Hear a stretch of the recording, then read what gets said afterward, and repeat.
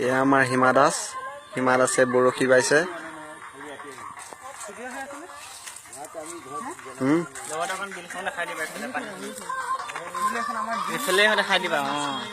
এইখন এখন আছে ডাঙৰ বিল,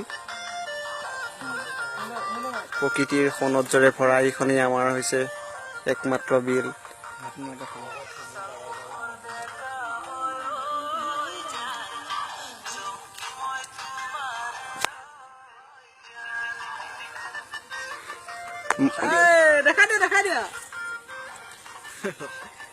নাই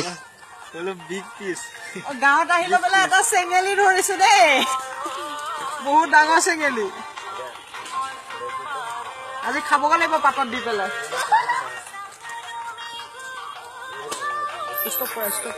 ৰেডি ছেকেণ্ডত এটা কাৰৈ মাছ